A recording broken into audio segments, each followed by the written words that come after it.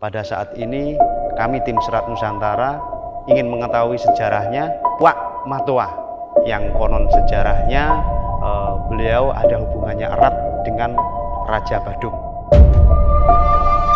Di mana Puak Matoa ini dari perjalanan beliaulah yang menyebarkan agama Islam yang ada di Kampung Bugis, Kelurahan Serangan ini. Peninggalan hasil kerja beliau masih kita bisa lihat sampai sekarang, yaitu masjid, rumah adat Bugis, Al-Quran, dan makam daripada beliau ini.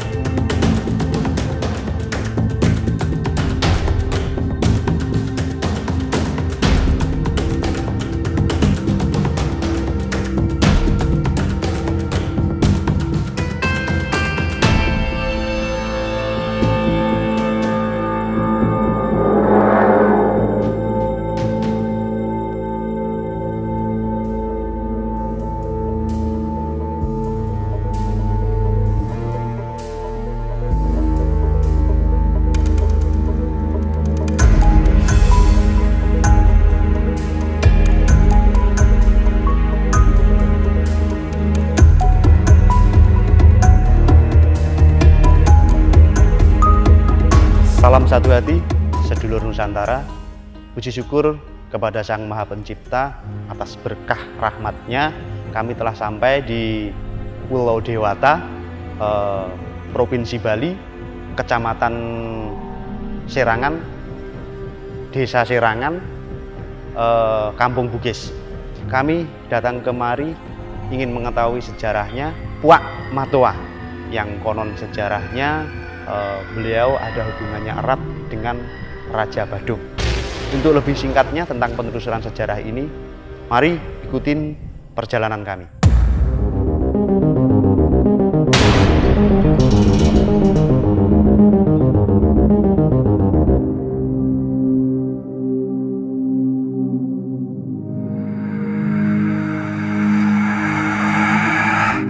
Assalamualaikum Pak Muhadi, mohon maaf kami dari tim Serat Nusantara ingin mengetahui sejarah atau asal-usul terjadinya Kampung Bugis yang ada di Kelurahan Serangan yang menyangkut dengan tokoh atau sesepuh Pak ya.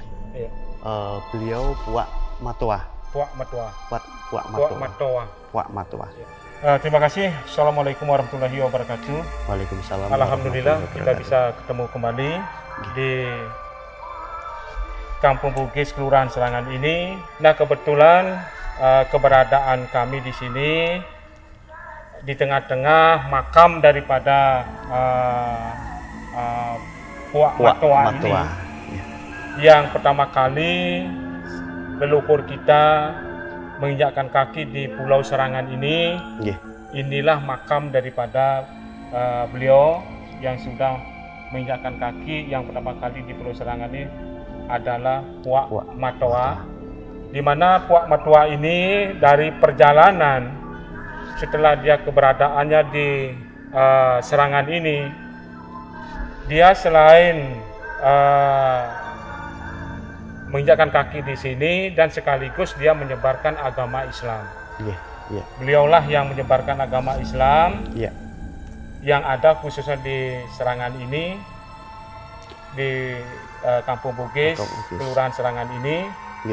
Dan beliau juga yang membuat nama daripada Kampung Bugis ini, dan peninggalan hasil kerja beliau masih kita bisa lihat sampai sekarang, yaitu masjid, rumah adat Bugis, Al-Quran, dan makam daripada beliau ini. Kira-kira dimulai itu pada abad berapa Pak ya?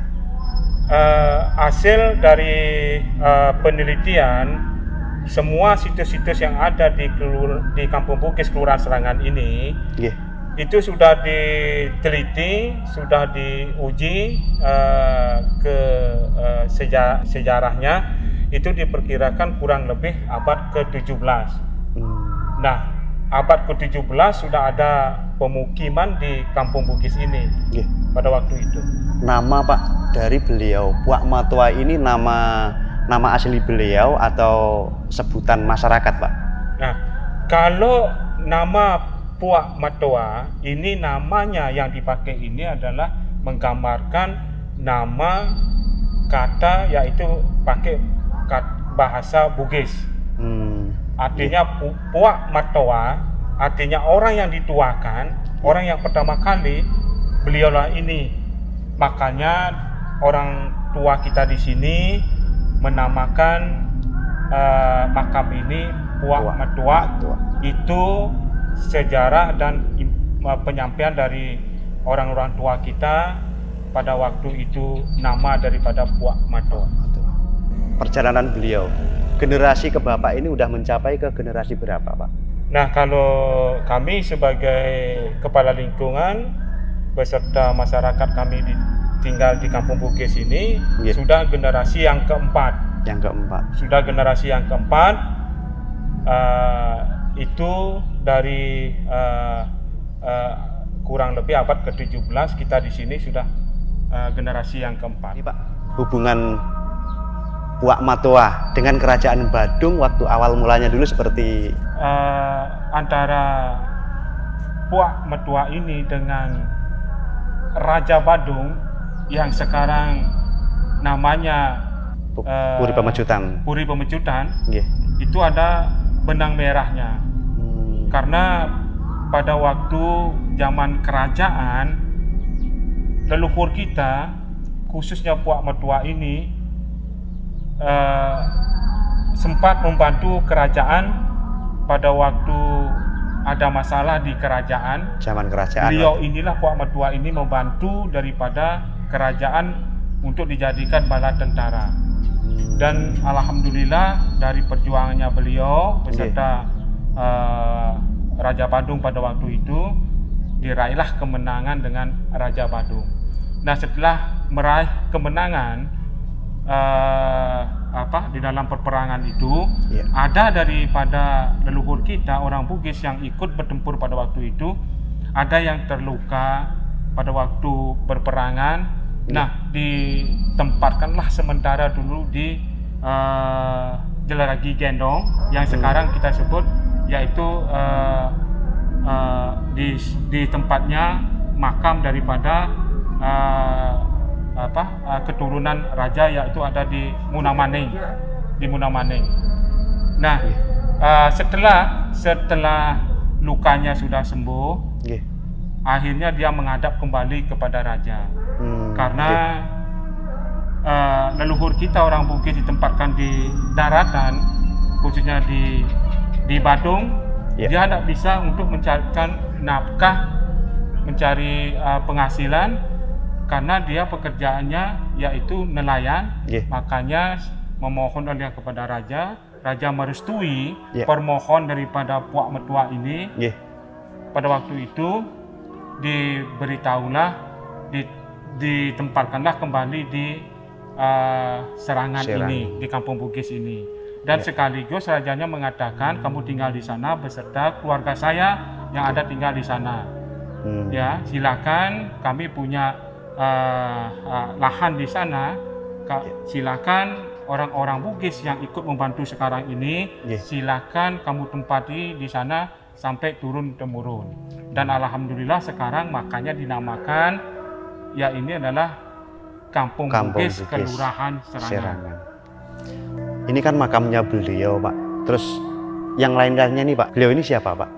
Nah, pengikut beliau atau hasil daripada survei atau diberitahu sama orang tua-tua kita bahwa Puak Metua ini pada waktu itu sebagai nakoda. Nah, terus yang di belakangnya Puak Metua ini, makamnya Puak Metua ini, inilah ABK-nya.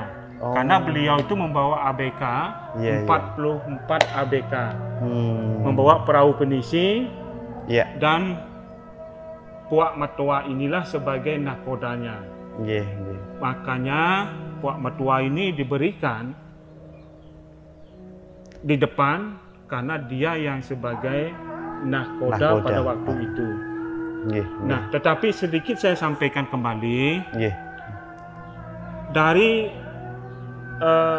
Puak Metua ini, beliau saja tidak ada tanggal berapa wafatnya. Beliau saja yang tidak ada punya tidak dicantumkan namanya, tidak dikasih di batu nisannya itu tanggal berapa wafatnya. Hanya beliau inilah, Puak Metua inilah tidak ada nama yang tertera di batu nisannya. Karena pada waktu itu dari manutnya Puak Metua ini sampailah ABK-nya itu tidak menceritakan kepada siapapun jati diri daripada Puak Metua. Karena Puak Metua ini adalah bagian juga dari keturunan raja yang ada di Makassar. Itu pernah dibuktikan juga dengan Raja Badung pada waktu itu. Disuruh menghadap Puak Metua. Di sana Puak Metua dilihat dengan Raja Badungnya, ini bukan orang sembarangan. Tetapi Puak Metua ini kekeh pada pendiriannya dan disampaikan dengan ABK-nya, tolong jangan sekali-sekali menceritakan jati diri saya. Tapi Raja Badungnya sudah tahu bahwa dia ini adalah keturunan raja juga dari Makassar. Itu. Masyarakat sekitar kan mengenalnya beliau ini Syekh, Pak ya. Kebanyakan orang kan ya Syekh. Kira-kira Pak, selama Bapak di sini pernah Pak kejadian yang di luar nalar gitu Pak? Kalau kita di sini tentang masalah Puak Metua ini, kita cuma taunya namanya Puak Metua. Tetapi ada salah satu masyarakat kami di sini pada waktu itu didatangi lewat mimpi. Karena di makamnya yang ada di tengah-tengah di Kampung Bugis ini adalah jamaahnya yang tercecer satu, yang ketinggalan satu. Itulah ditanya sama masyarakat kami di sini bahwa lewat mimpinya ini disampaikanlah bahwa ada acara di makamnya Syekh Haji Mukmin. Nah, sedangkan nama Syekh Haji Mumin ini yang diberikan lewat mimpi ini adalah anak daripada sesepuh kami yang sudah almarhum itu. Nah, sedangkan anaknya ini mimpi diberitahulah orang tuanya. Orang tuanya mengaminilah apa yang disampaikan oleh anaknya lewat mimpi itu. Makanya ada juga yang menceritakan sekarang Syekh Haji Mumin. Tetapi setelah didatangi penjara-penjara di luar daripada Bali, datang ke sini untuk mengunjungi ziarah ke makamnya Puak Metua ini, ada kayak kiai menceritakan kepada kami bahwa dilihat juga dengan batin, mata batinnya, bahwa yang duduk di atas makamnya ini orang yang pakai sorban. Orang yang pakai sorban menghadap ke timur dengan membawa tongkat. Ini informasi daripada ziarah yang didampingi dengan kiai pernah datang ke sini. Makanya dari sanalah Pak Kiai ini menyampaikan kepada kita, tolong dirawat makam ini, karena ini ulama besar, tolong Bapak sebagai kepala lingkung untuk bisa merawat makam beliau ini adalah satu-satunya di Serangan, beliaulah ulama besar. Nah, maka dari itu barulah kita tahu bahwa Puak Metua ini selain dia datang ke sini juga menyebarkan agama Islam. Dan syukurnya kita alhamdulillah ajaran daripada beliau, artinya penyampaian daripada beliau pada waktu dulu itu sampai kita pakai sekarang ini. Yang terakhir Pak, harapan Bapak yang pertama sebagai bisa dibilang ketua adat di sini Pak ya. Harapan Bapak untuk peziarah-peziarah yang nantinya akan datang ke sini Pak, ada tata cara tersendiri atau bagian-bagian masyarakat kami untuk penerima tamu kita serahkan kepada orang tua. Nah, orang tua inilah yang mengantar peziarah yang mau menuju ke makamnya beliau. Tetapi yang kita kasih aturan tata caranya untuk masuk ke makam ini itu biasa saja, tidak ada terlalu berlebihan lah aturnya, biasa saja. Dan dia pun peziarah itu sudah tahu juga. Yang penting sopan santun, sikap Pak ya. Dia tahu juga peziarahnya ini, gitu dulu tidak ada masalah. Tetapi penerimaan kita di sini sama peziarah cukup baik, sangat baik sekali, tidak ada masalah. Dan cuma kita sampaikan waktunya saja, kita sampaikan kepada peziarah itu sampai jam 10 malam.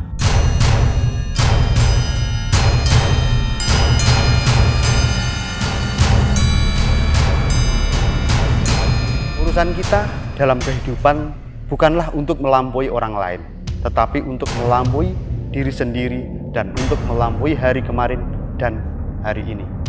Demikian tadi penelusuran kami. Terima kasih. Salam satu hati sedulur Nusantara.